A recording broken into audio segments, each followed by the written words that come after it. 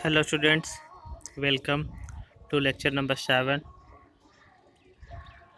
for refraction of light।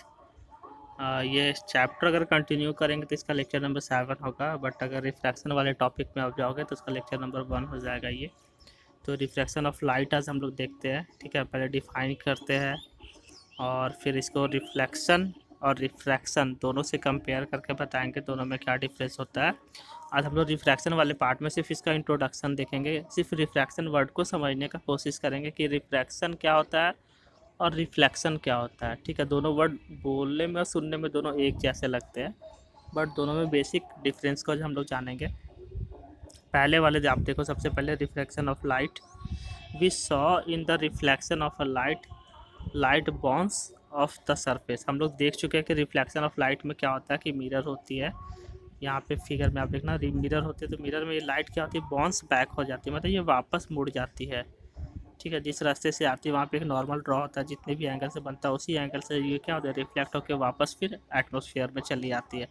But sometime lights does not bounce off the surface. लेकिन कुछ कुछ ऐसे case होते हैं जब लाइट है सो बाउंस ऑफ नहीं होते, मतलब वो बैक नहीं होते हैं। तो क्या होता होगा वहाँ, लाइट गोज इनसाइड, वहाँ पे लाइट क्या होती है, अंदर की तरफ ट्रैवल कर जाती है। और डिफरेंट मीडियम, जब मीडियम अलग अलग होती है तो this going inside different medium is called a reflection. जब ऐसी घटना घटती है, मतलब वहाँ पे मान लो कि आप मिरर नहीं है, जब मिरर नहीं होती है तो क्या होती है, लाइट अगर जब एक मीडियम से दूसरे मीडियम में, मतलब एक पार्ट से दूसरे पार्ट में जब लाइट ट्रैवल करती है, जैसे मान लो आपका एयर है, एयर से जब वाटर में जब लाइट जा रही है तो वहाँ तो मिरर वाली केस है नहीं।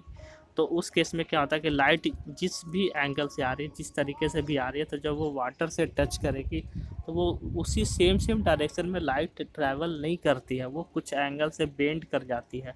तो वैसे वाले केस में हम लोग रिफ्लेक्शन वर्ड ना यूज़ करके हम लोग वहाँ पे रिफ्रैक्शन वर्ड यूज़ करते हैं, ठीक है। तो वही केस रिफ्रैक्शन होती है। यहाँ पे आप फिगर में समझो, पहला तो एक आप देखो, यहाँ पे पहला मिरर वाली केस ली है और यहाँ पे वाटर वाली केस लिए हैं, ठीक है। ये वाटर वाली केस है। तो मिरर में लाइट इस तरीके से आई, इंसिडेंट रे, और ये रिफ्लेक्टेड रे हो गया। यहाँ पे रिफ्लेक्टेड वर्ड यूज़ किया है। यहाँ पे आपका रिफ्रैक्शन वाले टॉपिक में ये वर्ड भी चेंज हो जाता है। पहले वाले केस में ये इंसिडेंट रे, ये यहाँ तक तो सही है, जैसे हम लोग नॉर्मल ड्रॉ करते थे यहाँ पे नॉर्मल ड्रॉ किए हैं। और ये लाइट को तो इस तरीके से सीधे क्रॉस होके जानी चाहिए थी, बट ये लाइट ऐसे नहीं जाएगी, ठीक है। ये टुवार्ड्स नॉर्मल, मतलब नॉर्मल के साइड में थोड़ी सी बेंड कर जाती है, मतलब एंगल इसका कम हो जाता है, ठीक है। और ये जो लाइट निकलती है इसको लोग रिफ्रैक्टेड रे बोलते हैं, ठीक। ये तो आप जानते हो एंगल ऑफ इंसिडेंस है और ये एंगल ऑफ रिफ्रैक्शन है, और यहाँ पे एंगल ऑफ रिफ्लेक्शन बोलते थे। ये वर्ड्स पे आप ध्यान रखना, ठीक है। इसमें मीडियम है, मतलब कि एक मीडियम से दूसरे मीडियम है, मतलब कि एक कोई अलग क्वांटिटी है फिर दूसरी अलग क्वांटिटी है, मतलब कि दोनों अलग अलग नेचर का है। वन नेचर से अनदर नेचर में अगर लाइट जाती है तो वो टुवार्ड्स नॉर्मल या अवे फ्रॉम नॉर्मल दोनों कंडीशन होती है, ठीक है। वो जैसा कंडीशन होगा इसके बारे में नीचे और डिस्कस करेंगे। फिर नीचे देखते हैं, now we have light coming from air, ठीक है। Now suppose we have light coming from air into water. इसको देखते हैं हम लोग और अच्छे से, ये चीज़ यहाँ पे समझिए, ठीक है। मान ले रहे कि कोई लाइट है सो एयर से वाटर में आ रही है। The light does not reflect from water. Light क्या होगा, वाटर से रिफ्लेक्ट नहीं करेगी। It goes inside water and light travel slower in water than air. वो क्या होगा कि वाटर में इंटर कर जाएगी, और नॉर्मली जिस तरीके से लाइट उसकी एयर में ट्रैवलिंग स्पीड थी वो उस तरीके से ट्रैवलिंग स्पीड वाटर में नहीं रहेगी, वो स्लो हो जाएगी। सो इट चेंजेस डायरेक्शन, और इस वजह से उसका डायरेक्शन भी चेंज हो जाता है। This changing of direction is called refraction. और यही जो चेंजिंग ऑफ डायरेक्शन होता है, यही प्रॉपर्टीज़ को हम लोग रिफ्रैक्शन वर्ड से हम लोग डिनोट करते हैं। अब इसकी एग्जैक्ट डिफिनेशन देने रहेगी रिफ्रैक्शन की, तो आप कैसे दोगे, देखते हैं। इसकी डिफिनेशन आप देखिए, हम लोगों ने यहाँ पे दे रखा है, light does not travel in the same direction in all media. Light है सो हमेशा सारे मीडियम में, यानी या फिर सारे मीडियम में एक तरीके से ट्रैवल, सेम डायरेक्शन में ट्रैवल नहीं करती है। It appears that when travelling obliquely from one medium to another the direction of the propagation of light in the second medium changes. मतलब कि जब एक मीडियम से दूसरे मीडियम में लाइट जाती है तो वन मीडियम से जब अनदर मीडियम में जाती है लाइट, तो वो उसका प्रोपोगेशन ऑफ लाइट मतलब लाइट ट्रैवलिंग की जो डायरेक्शन है वो चेंज कर जाती है। ठीक है, वो टुवार्ड्स टू नॉर्मल या अवे फ्रॉम नॉर्मल दोनों कंडीशन हो सकती है। This phenomena is known as the refraction of light, और यही फेनोमेनन को हम लोग रिफ्रैक्शन ऑफ लाइट बोलते हैं। इसकी एक डिफिनेशन और दे रखी है, आप कोई भी डिफिनेशन लिख सकते हो, जो भी डिफिनेशन आपको सुटेबल लगती है। The change in the direction of light when it's passes from one medium to another medium obliquely, ये वर्ड ऑब्लिकली मतलब तिरछा होता है, बेंड कर जाना, is called the refraction of light. मतलब कि जब भी लाइट की डायरेक्शन चेंज करती है, कब चेंज करती है, जब वो एक मीडियम से दूसरे मीडियम में जाती है और उसकी डायरेक्शन ऑब्लिकली चेंज करती है। ठीक है, ऑब्लिकली मतलब कि तिरछा चेंज करती है, टेढ़ा होके जाती है। ठीक है, तो वो रिफ्रैक्शन ऑफ लाइट कहलाती है। इसके एग्जांपल्स आप देखो, एग्जांपल कौन कौन सा आप इसका दे सकते हो। एग्जांपल पे यहाँ देखिए दिया हुआ है आपका,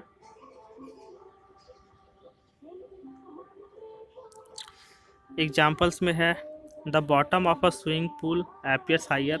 स्विमिंग पूल का जब उसका बॉटम सरफेस देखिएगा तो एक्चुअली वो बहुत डीप होता है, बट वो आपको थोड़ा सा हाइट में ऊपर दिखती है। अब pencil partially immersed in water, जब पेंसिल का पार्शियली मतलब आधा पार्ट या फिर 2/3 पार्ट आप पेंसिल की पार्ट को आप वाटर में इमर्स करके रखे यानी डुबो कर रखे हो, तो to be bent at the interfaces of the water and air, मतलब वो थोड़ा सा बेंट किया हुआ दिखेगा, मतलब वो आपको मुड़ा हुआ दिखता है। Lemon place in a glass tumbler appears bigger. Glass tumbler मतलब ग्लास टम्बलर हम लोग बोलते हैं नॉर्मली जो भी ग्लास होता है जिसमें हैंडल नहीं होते पकड़ने वाले, जो विदाउट हैंडल, मतलब कुछ ग्लास हैंडल होते हैं पकड़ सकते हो और कुछ ग्लास में डायरेक्ट पकड़ते हो, वो ग्लास टम्बलर कहलाते हैं। ग्लास टम्बलर में जब आप रखते हो लेमन्स को, ठीक है, तो वो अपने ओरिजिनल साइज से बड़ी साइज दिखती है। कब? जब उसमें ग्लास में पानी भी होना चाहिए, ग्लास में आपने पानी भरे और उसमें आपने लेमन्स को भी डाल रखा, तो वो लेमन की जो ओरिजिनल साइज होती है वो उससे थोड़ी बड़ी दिखती है। तो रिफ्रैक्शन का ये भी आप एग्जांपल दे सकते हो। फोर्थ वाली एग्जांपल है letters of a book appear to be raised when seen through a glass slab। Glass slab मतलब ग्लास का कोई आपका एक मोटा सा जैसे पेपर वेट वगैरह होता है, या मतलब ग्लास मोटी ग्लास है, उससे आप किसी भी चीज़ को लेटर्स अगर बुक में या पेज में प्रिंटेड अगर उसमें आप देख रहे हो अलग अलग डिफरेंट पोजीशन पे, तो वो आपको चीज़ बड़ी बड़ी दिखने लगती है, तो वो भी एग्जांपल आप रिफ्रैक्शन का ले सकते हो। नेक्स्ट यहाँ पे देखिए कुछ फिगर्स यहाँ हम लोगों ने बताने की कोशिश की है, पेंसिल वाली एग्जांपल। ठीक है, ये देखिए पेंसिल की रियल पोजीशन है, ऊपर में एयर है, नीचे वाटर है, ये वाटर है पानी में। ठीक है, ये पेंसिल आपको थोड़ा सा एपरेंट पोजीशन ये ऊपर दिखती है। ठीक, नेक्स्ट इसके बाद आपका है refraction through glass lab. Glass lab में रिफ्रैक्शन होती है, उसकी किस तरीके से रे डायग्राम बनती है, ये आप देखो इंसिडेंट रे यहाँ पे आई, यहाँ पे ई है, जिस पॉइंट पे टच किया वहाँ पे ओ नाम दिए हैं, इसको I1 से रिप्रेजेंट किया इंसिडेंट रे। ठीक है, ये नॉर्मल, और ये लाइट को जानी चाहिए इस डायरेक्शन, बट ये इस डायरेक्शन में ना जाकर क्या होगी, थोड़ी सी बेंड कर जाएगी, क्योंकि ग्लास वाले में ये टुवार्ड्स नॉर्मल बेंड करती है। और फिर ये लाइट जब ये नीचे वाले पोर्शन में जब अपनी आएगी, ठीक है, नीचे वाली पोर्शन में आएगी, तो ये नीचे वाले पार्ट के लिए ये इंसिडेंट रे हो गई। ये अगर पहले वाले पार्ट का डिस्कस करोगे तो ये इंसिडेंट रे, उसके लिए ये रिफ्लेक्टेड। बट सेकंड वाले लाइन के लिए, सेकंड वाले प्रिंसिपल एक्सिस के लिए ये इंसिडेंट रे हुई, और इससे जब ये बाहर जाएगी तो ये टुवार्ड्स नॉर्मल ना होकर अवे फ्रॉम नॉर्मल जाएगी, मतलब ये बाहर की ओर निकलेगी। क्यों? क्योंकि ये मीडियम इधर लाइटर हो गया और ये मीडियम डेंसर हो गया। लाइटर मीडियम होती है, लाइटर मतलब हल्का बोल सकते हो, डेंसर मतलब उसका डेंसिटी पे डिपेंड करता है, ये डेंसर मीडियम। तो इधर लाइटर मीडियम, डेंसर मीडियम, फिर ये डेंसर से लाइटर जाती है जब इंसिडेंट रे, तो ये अवे फ्रॉम नॉर्मल जाती है। तो यहाँ पे इंसिडेंट रे I2 से रिप्रेजेंट किए, और यहाँ पे नॉर्मल जो लाइन था यहाँ पे एन डैश दिए थे, यहाँ पे एम डैश दे रहे, ये I2 यहाँ पे R2 वर्ड भी यूज़ कर सकते हैं, और R2 इक्वल टू यहाँ पे ई वर्ड यूज़ करते हैं, इसको इमरजेंट एंगल बोलते हैं हम लोग, नीचे देखेंगे पढ़ेंगे। और यहाँ पे आप देखो ये चीज़ आप देखो, ये देखिए ये जो लाइट यहाँ से ऐसे आई, ई वाले रिफ्लेक्टेड रे सेकेंड वाले केस में, और ये जो फर्स्ट वाली जो लाइट थी वो इस तरीके से क्रॉस करनी चाहिए। तो देखिए कि आप में कुछ ये डिफरेंस आ गया, इसे हम लोग लैटरल डिस्प्लेसमेंट बोलते हैं। और ये वाली लाइट को इमर्जेंट रे बोलते हैं, इसलिए हमने इसको यहाँ पे ई से रिप्रेजेंट किया कि मतलब फाइनली ये लाइट रे यहाँ से इमर्ज होके निकली। बट इसका एक्चुअल पाथ क्या था, इसका एक्चुअल पाथ इधर वाला लाइन था, और ये होके कहाँ से गए, ये लेफ्ट वाले पोर्शन से होके गए। तो ये दोनों के बीच में जो डिफरेंस है इसको लैटरल डिस्प्लेसमेंट बोलते हैं। इसको डी से रिप्रेजेंट करते हैं। अलग अलग पॉइंट पर हम लोगों ने अलग अलग अल्फ़ाबेट यूज़ किया है, ठीक है। यहाँ पे ओ था, यहाँ पे ओ डैश है, ठीक है। अब इसके बारे में कुछ कुछ डिस्कशन देखिए, इसके बारे में अब क्या लिखा हुआ है यहाँ पे देखो। यहाँ तक अगर फिगर आ पाएगी तो यहाँ लिखा हुआ है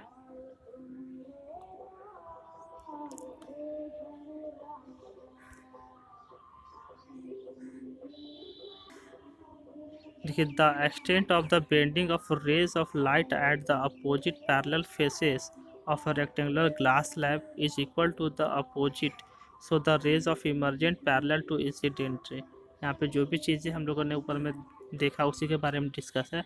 the extent of bending of rays of light at the opposite parallel face, मतलब अपोजिट पैरेलल फेस है, ये वाली फेस की बात हो रही है। फिर parallel faces to the rectangular glass slab is equal and opposite, so the ray of emerge parallel to incident ray, ठीक है। ये इंसिडेंट रे के पैरेलल में ही इमर्ज करती है। ये इसका सीधा सीधा करना कि ये जो इंसिडेंट लाइट रे आ रही थी और यहाँ पे जो लाइट आई, ये दोनों एक दूसरे के पैरेलल है। फिर नेक्स्ट वाली नोट्स में लिखा हुआ है लैटरल डिस्प्लेसमेंट के बारे में। Lateral displacement depends on refractive index of glass slab. Glass slab का रिफ्रैक्टिव इंडेक्स क्या है, ये वर्ड्स को भी नीचे में डिस्कस करेंगे, रिफ्रैक्टिव इंडेक्स। और बी में thickness of a glass slab, और ग्लास स्लैब की थिकनेस कितनी, मोटाई कितनी है, ये वर्ड्स को डिस्कस करेंगे, ठीक है। नेक्स्ट आता है लॉज ऑफ रिफ्लेक्शन। तो लॉज ऑफ रिफ्लेक्शन यहाँ तक आज हम लोग देख लेते हैं। लॉज ऑफ रिफ्लेक्शन, जैसे उधर लॉ ऑफ रिफ्लेक्शन में दो लॉज थे, उसी तरीके से लॉ ऑफ रिफ्लेक्शन में भी दो लॉज है। देख लेते हैं बारी बारी से। The incident ray, the reflected ray and the normal at the interface of the two transparent medium at a point of incidence all lie in the same plane. मतलब यहाँ पे जैसे ये थी हम लोग का सरफेस था वाटर वाला, मान लो आप, ये लाइट इस तरीके से आई इंसिडेंट लाइट, और ये आपका नॉर्मल हो गया, और यहाँ पे ये ऐसे रिफ्लेक्टेड रे थी। तो ये तीनों को एक ही पॉइंट ऑफ इंसिडेंस पे टच करते हैं, उसी के बारे में लिखा होता है इंसिडेंट रे और द रिफ्लेक्टेड रे, यानी first part, second part and the normal, ये थर्ड पार्ट नॉर्मल, ठीक है। Normal to the interface of the two transparent medium, दोनों ट्रांसपेरेंट मीडियम होना चाहिए। एयर था, ये वाटर था, ठीक है, दोनों ट्रांसपेरेंट मीडियम है। At the point of incident, point of incidence पे all lie in the same plane, तीनों एक ही प्लेन पे लाई करता है। और सेकेंड यहाँ पे था स्नेल्स लॉ भी इसको बोलते हैं, एंगल से रिलेटेड है। जैसे वहाँ पे एंगल ऑफ इंसिडेंस और एंगल ऑफ रिफ्लेक्शन दोनों इक्वल था, यहाँ पे ये दोनों रेशियो में होते हैं, मतलब कुछ खास वैल्यू आती है, इसको स्नेल्स लॉ भी बोलते हैं। डायरेक्ट ये क्वेश्चन पूछा जाता है, the ratio of the sine of angle of the incidence to the sine of angle of reflection, मतलब कि साइन के साथ एंगल ऑफ इंसिडेंस और angle of reflection for the light of a given colour for the given pair of media, ठीक है। If I is the angle of incidence and R is the angle of reflection, then ratio is given by such like sign I but divided by sine R equal to constant, ये value आती है, इसको Snell's law भी बोलते हैं। The this constant value is also called the refractive index, और ये जो कांस्टेंट वैल्यू होता है इसी को हम लोग रिफ्रैक्टिव इंडेक्स बोलते हैं। Of the second medium with respect to the first medium, ये रिफ्रैक्टिव इंडेक्स इसका सेकेंड मीडियम का with respect to first medium का। जैसे अभी एग्जाम्पल हम लोग एयर और वाटर वाला लिए थे, तो ये सेकेंड मीडियम का रिफ्रैक्टिव इंडेक्स है with respect to first medium, ठीक है।